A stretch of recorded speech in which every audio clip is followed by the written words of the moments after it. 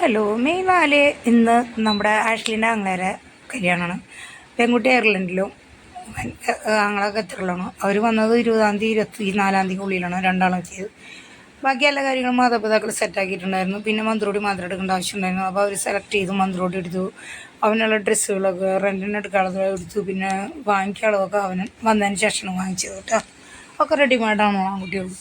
പിന്നെ പെൺകുട്ടികളുടെ ഡ്രസ്സൊന്നും തയ്ച്ച് കിട്ടിയിട്ടില്ല, മന്ത്രോടിയുടെ ബ്ലൗസ് മാത്രമേ തയ്ച്ച് കിട്ടിയിട്ടുള്ളൂ എന്ന് പറഞ്ഞവള്. അങ്ങനെ അതേ കെട്ട് 11:30 അവർ വന്ന് കെട്ട് തുടങ്ങിയിട്ട് ഞങ്ങൾക്ക് 1.5 മണിക്കൂർ കുർബാന, 1 മണിക്കൂർ കെട്ടാണ്. അപ്പോൾ കെട്ടിൻ്റെ നേരത്തെ ചെക്കനും വേണ്ടും വരുള്ളൂ. അപ്പോൾ വെള്ളം കുടിക്കാണ്ട് നമുക്കത് ഈ സമയം മുഴുവൻ നിൽക്കണം. എല്ലാ ആൾക്കാരും വന്നൊരു കുർബാന തൊട്ട് വന്നൊരു വെള്ളം കുടിക്കാതെയാവും നിൽക്കുക. എല്ലാവർക്കും ചെക്കൻ്റെ വീട്ടുകാരും വേണമെങ്കിൽ വീട്ടുകാരുണ്ടായിരുന്നു. ഇത് ആഷ്ലീൻ്റെ അപ്പൻ്റെ അമ്മയാണ് കേട്ടോ. 90 വയസ്സായ ആളാണ്. ആൾക്ക് അങ്ങനെ വരണം എന്ന് പറഞ്ഞു. അങ്ങനെ ആളെ കൊണ്ടുവന്നാണ്. ഇതൊക്കെ പെങ്ങന്മാരാണ്, അമ്മമാരെ ചുറ്റിലിരിക്കുന്നത്.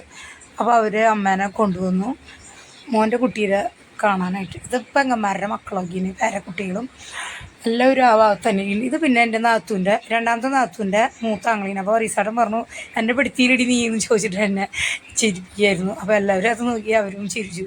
പെട്ടുണ്ട് ചേട്ടാന്നും പറഞ്ഞു. അങ്ങനെ ലിഞ്ചുണ് അതമിഷാനെ എടുത്ത് ഞാനതുവരെ എടുത്തിരിക്കുകയായിരുന്നു.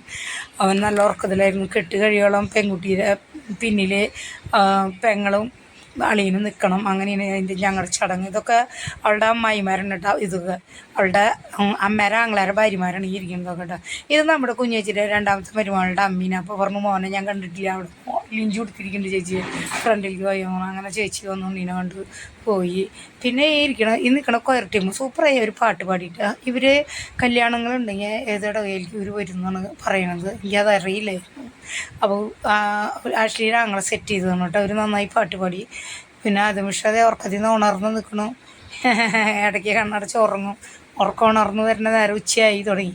അപ്പോൾ ഞാൻ പറഞ്ഞു, നമുക്ക് അവൻ്റെ ഉറക്കം ഉണർന്നില്ല, നമുക്ക് മറ്റേ ഹോളിലേക്ക് ഭക്ഷണം കൊടുക്കണം ഹോളിലേക്ക് വന്നു. അങ്ങനെ ഞങ്ങൾ ആ തിരക്കിൽ നിന്ന് ഭക്ഷണം കൊടുക്കണം ഹോളിലേക്ക് വന്നിട്ട് സ്റ്റേജും കാര്യങ്ങളൊക്കെ അടിപൊളിയായിട്ട് സെറ്റ് ചെയ്ത് വെച്ചിട്ടുണ്ടായിരുന്നു. നല്ല സൂപ്പറായിരുന്നു. എല്ലാ കാര്യങ്ങളും നന്നായിട്ടുണ്ടായിരുന്നു കേട്ടോ. അങ്ങനെ ഞങ്ങൾ അവിടെ വെള്ളമൊക്കെ കുടിച്ച് അവിടെ ഇരുന്ന് കണ്ടിട്ടോ ഞങ്ങൾ. അപ്പോൾ തീല പറഞ്ഞു, ഞാൻ എടുക്കാൻ വെച്ച ഉണ്ണീനെ ഞാൻ എടുക്കാമെന്ന് തോന്നുന്നു. അങ്ങനെ തീല വലിയ ആളായിട്ട് ഉണ്ണീനെ എടുത്തിരിക്കുന്നുണ്ട്. അപ്പോൾ ഞങ്ങൾക്ക് രണ്ടാൾക്കൊരു കൈയൊഴിവായി. ഞാൻ ഒന്ന് നോക്കിയോളൂ, ലിഞ്ചു ഉണ്ണീനെ പെട്ടെന്ന് കഴുത്ത് പോകരുതെന്ന് വന്നു. അങ്ങനെ തീല എടുത്തിരിക്കുന്നുണ്ട്. അപ്പോൾ ആൾക്കാർ ഓരോന്നായിട്ട് താലി കെട്ട് കഴിഞ്ഞപ്പോൾ എല്ലാവരും പിന്നെ പതുക്കെ പുറത്തേക്ക് ചാടി തുടങ്ങി. എല്ലാവർക്കും വിശപ്പിൻ്റെ ഒരു സമയമായി തുടങ്ങി. അപ്പോൾ എല്ലാവരും ഹോളിലേക്ക് പതുക്കെ വന്ന് തുടങ്ങിയതാട്ടോ. അപ്പോൾ എൻ്റെ തീലാമു വലിയ ചേച്ചിയായി.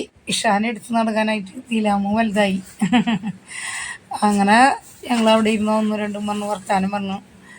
അത് കഴിഞ്ഞപ്പോൾ ദില പറഞ്ഞു, ഞാൻ ഇവിടെ ഇരിക്കാമെന്ന് പറഞ്ഞു. ദിലയും ലിഞ്ചു ആ ഹോളിലിരുന്നു. ഞാൻ പതുക്കെ ഇങ്ങോട്ട് വന്നു കെട്ടിൻ്റെ അവിടേക്ക്. കെട്ട് നടക്കണ ഹോളിലേക്ക് വന്നു. അപ്പോൾ ഒരു ഫോട്ടോഷൂട്ടൊക്കെ ആയിരുന്നു. അപ്പോൾ അതിന് 1-2 വീഡിയോ ഞാൻ പിടിച്ചു വന്നു മാത്രം. അങ്ങനെ ഉണ്ണി കരഞ്ഞുകൂടി ആകെ ബഹളം വയ്ക്കേണ്ട ഫോട്ടോ